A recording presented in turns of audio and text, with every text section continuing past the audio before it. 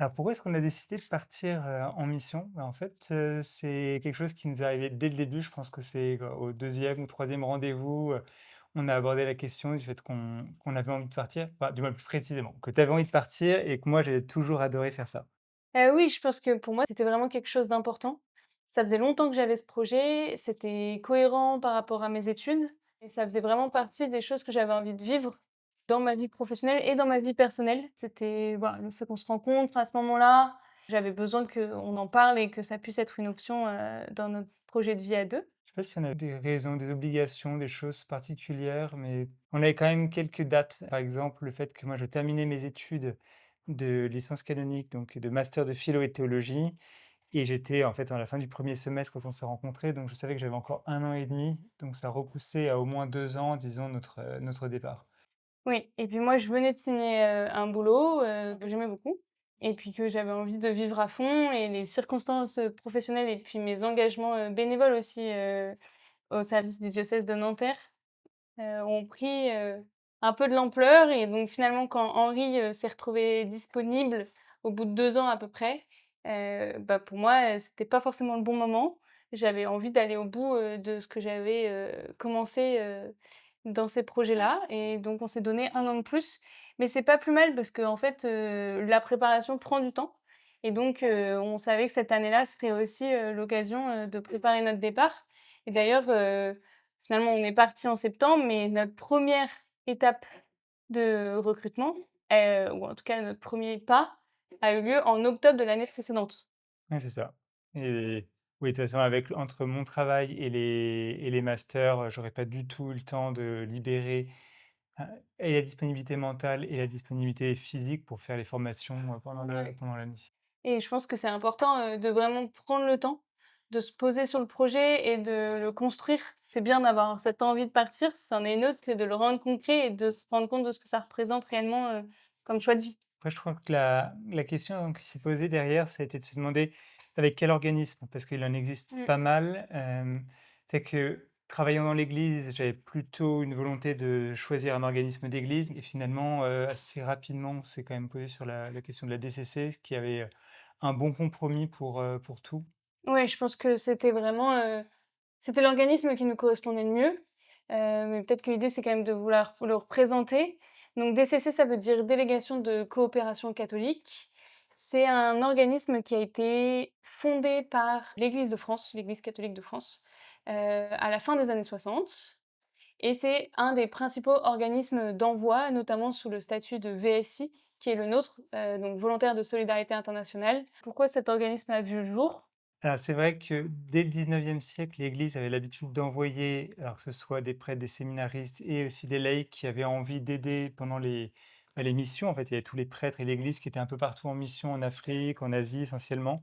Et c'était un envoi, mais voilà, qui était organisé par l'Église, dans l'Église. Et il semblerait que l'État ait finalement eu envie de rationaliser ça, de lui mettre un statut, de l'encadrer. C'est la première association qui portait ce statut.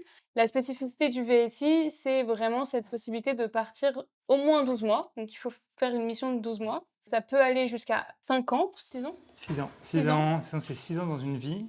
Et à chaque départ, c'est au moins un an. Ouais, c'est au moins 1 an, en sachant que plus on passe de temps sur le terrain cumulé, plus les aides, par exemple, au retour, sont, importantes. Voilà, c'est un statut qui du coup, est tripartite, en tout cas pour la DCC, avec une part, prise en charge par l'État, une part prise en charge par la DCC et pour nous, une part qui est prise en charge par le partenaire local, stage volontaire. C'est vrai qu'on aide quand même financièrement en essayant de trouver des dons et Mmh. auprès de nos proches ou auprès des différentes personnes, mais la DCC fait un gros travail pour essayer de trouver des donateurs. Je pense que la question de la DCC, elle s'est posée parce qu'elle permettait de répondre un peu à toutes les exigences qu'on avait. La première qui était qu'on voulait un cadre un peu professionnel. Il s'agissait pour nous de ne pas partir seulement une sorte de volontourisme. Il s'agissait véritablement de se mettre au service de populations, d'un pays, de projets locaux. Et le problème, c'est que étant donné que je travaille quand même dans l'Église et que la plupart de mes compétences sont plutôt dans l'Église, et on cherchait un organisme qui avait cette double casquette et la DCC fait partie des grands organismes qui à la fois envoient pour l'Église, donc ce qui permet d'avoir des missions qui soient adaptées à ce que je pouvais faire, Mmh. mais qui soient professionnelles, ce qui permettait que ce soit à la fois pour Élodie ou pour moi, des missions qui s'inscrivent aussi dans notre parcours de vie, dans notre parcours professionnel. Ouais, et je pense que c'est important d'insister là-dessus. La vraie spécificité de la DCC, c'est cet aspect professionnel. En fait, quand on postule auprès de la DCC, on postule vraiment avec un CV et donc normalement nos missions correspondent à des compétences qui sont déjà là et qu'on peut mettre au service de la population locale et du partenaire local. Donc il y a toujours un décalage entre ce qu'il y a sur le papier de la fiche de mission et la réalité du terrain, mais pour autant, il y a vraiment cette idée qu'on envoie des professionnels au service d'un partenaire local. Il n'y a pas la même démarche que dans d'autres structures. Et nous, c'est quelque chose qui était vraiment important parce que, en fait, la mission s'inscrit vraiment dans nos carrières professionnelles. Et ce professionnalisme, c'est quelque chose qu'on ressent profondément dans le processus de recrutement et la formation proposée par la DCC. Donc peut-être qu'on peut revenir un peu là-dessus. Quelles sont les grandes étapes de la formation de la DCC? Alors, il me semble que la première grande étape, c'est d'abord une rencontre sur Internet, donc en vidéoconférence, c'était les jeudis, je crois, Les jeudis de l'info. les jeudis de l'information. Et là, on échange. Alors, il y a un professionnel de la DCC et un volontaire, un ancien volontaire qui vient témoigner. Donc, les deux discutent et peuvent répondre aux différentes questions. Ça, c'était vraiment la première grande étape. Ensuite, on a, si on est intéressé, un dossier à remplir. Ensuite, on a un premier week-end. Alors, c'est 3 jours. Oui, bah en fait, on a un appel Un appel. de la part du service de recrutement qui vont venir un peu valider en gros les grandes informations qu'on a données notre CV et s'assurer qu'on est en phase avec ce qu'est la DCC. Et s'il n'y a pas de red flag, la personne qu'on a au téléphone nous propose de participer à un week-end qu'on appelle le week-end choisir. Le week-end choisir, c'est vraiment un week-end de discernement. Ça ne veut pas dire que c'est bon, qu'on va partir en mission. C'est plutôt 3 jours pour se donner la chance de se poser un peu à l'écart du monde pour réfléchir, nous à deux, mais aussi avec le reste de la DCC et puis avec le reste des volontaires potentiels, qui se posent en tout cas la question, sur ce que ça signifie de partir en mission. Et donc nous, on est partis à Orsay. Ça va être en janvier ou février, Fin janvier, ouais. fin janvier. Mm. Et c'est vrai que c'est 3 jours de formation. Alors, c'est ultra professionnel, c'est quand même intéressant. Alors, même si les personnes qui donnent la formation ne sont pas des professionnels de la formation, sont des bénévoles, mais ça a été pensé par des professionnels. Et à la fin de tout ce parcours, il y a des questions sur où est-ce qu'on aurait envie d'aller, sur les types de métiers qu'on aurait envie de faire. Enfin, le terme choisir, il est là pour une raison, c'est que c'est à la fois l'occasion pour nous de discerner si on a envie de choisir la DCC comme organisme d'envoi. Voilà, ils vont vraiment nous amener à comprendre ce qu'est la DCC, les valeurs de la DCC, comment ça fonctionne, notamment par exemple sur l'aspect spirituel.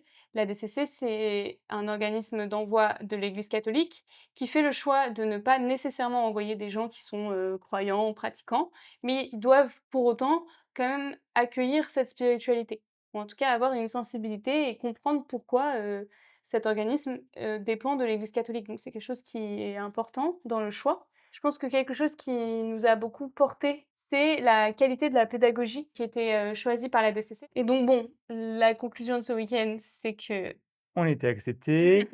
et après ça, donc on dépose notre feuille de vœux et ensuite se passe un certain temps d'attente pour lequel on est quand même prévenu. Mais l'idée, c'est de dire, voilà, il y a quand même plusieurs mois qui peuvent s'écouler entre le moment où on fait ce week-end et le moment où on se voit proposer une mission. Donc nous, ça a duré à peu près 2 mois. On part pas dans une démarche où c'est nous qui choisissons les missions. Donc il faut quand même être capable d'être assez ouvert sur ce qui va être proposé. Pour autant, contrairement à d'autres organismes d'envoi, vous avez cette liberté de refuser, ce qui a été notre cas.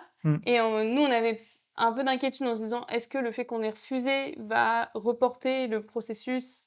Et en fait, pas du tout, puisque une semaine plus tard, la proposition de la deuxième mission, qui est notre mission actuelle, est arrivée. Et alors là, les missions nous convenaient parfaitement. Pour mon cas, c'était être professeur au séminaire. Et puis Élodie, c'était la même chose, d'être en responsabilité dans une association écologique qui était exactement le métier qu'elle faisait jusqu'à présent. Ouais, on a dit oui très vite. Ouais.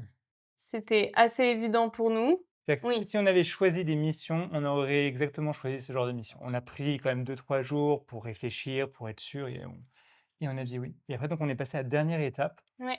qui est la formation Partir, qui est celle qu'on a eue 3 mois plus tard en juillet. Et là, ouais, alors là, c'est un autre monde. C'est fait par contre avec des volontaires, mais aussi quelques-uns qui sont professionnels. C'est quand même pendant cette formation-là qu'on va rencontrer toute l'équipe de la DCC, l'équipe salariée de la DCC.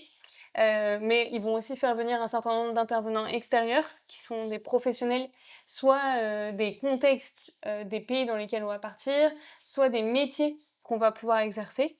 Donc ça, je pense que c'est vraiment intéressant. C'est une formation qui est vraiment belle. Nous, on est partis donc 10 jours à Nantes. C'est une formation au départ qui est très, très dense. 10 jours pendant lesquels on alterne des modules, à la fois des modules très pratico-pratiques sur la santé, la sécurité, l'administratif. Et puis, on a des modules de contexte où on va vraiment approfondir la culture dans laquelle on va partir. On a des modules de spiritualité. Certains obligatoires pour découvrir tout, et puis il y en a certains qui sont vraiment religieux pour le coup, vraiment Ouais. catholiques, et dans ce cas-là, qui ne sont pas obligatoires. Voilà, et puis après, il y a plein de temps informels, il y a des temps en fonction de nos états de vie. Donc, il y a une soirée notamment où on va se retrouver entre couples, entre célibataires, pour pouvoir échanger sur les problématiques spécifiques de nos états de vie. Et les familles ont des choses à part, à Ouais. différents moments. Sur la question des états de vie, une des spécificités de la DCC, c'est que la DCC envoie des couples non mariés. Après cette formation, bah, c'est parti, hein. Mm. Et chacun repart dans ses préparatifs de dernière minute. Peut-être juste pour clôturer sur la question de la formation, il y a une dernière formation qui est la formation au retour, que nous n'avons pas encore vécue, bien sûr. C'est important de savoir que du coup, il y a un accompagnement tout le long de la mission. Et ensuite, il y a un accompagnement quand on rentre, parce que rentrer est tout aussi difficile que partir. Et ça donne des espaces pour pouvoir relire ce qu'on a vécu, puis de le transformer en richesse, je pense, pour la suite. Et puis après, bah, tout au long de la mission, la DCC nous accompagne. Notre chargé de mission fait un point avec nous, par exemple, tous les mois, et c'était ce matin dans notre cas. Mais on se sent soutenu, voilà, s'il y a des problèmes, ils sont là. Et on se sent pas seul, mais on se sent pas materné. Je pense que c'est vraiment important Ouais. de faire la différence. On n'a pas particulièrement d'obligation vis-à-vis de la DCC, si ce n'est qu'on doit avoir 3 rapports de mission sur l'année. C'est pas énorme, c'est pas très lourd, mais c'est important pour eux aussi pour avoir un historique des missions. Et puis effectivement, on a des propositions, donc de temps de relecture, de temps d'échange avec nos chargés de mission, mais on n'est jamais contraint. On reste des adultes, on reste des professionnels, et on peut saisir des opportunités comme ne pas s'en saisir. Voilà, je pense qu'on a à peu près fait le tour sur ce Mmh. sujet-là. Bah, vous avez un peu un aperçu de tout notre cheminement jusqu'ici. Puis on vous retrouvera très vite, je pense, pour vous raconter quand même ces premiers mois de mission. On a hâte de partager tout ça avec vous. Et puis bah, d'ici là, portez-vous bien. Eh bien, merci à tous et à très bientôt. Salut! Salut!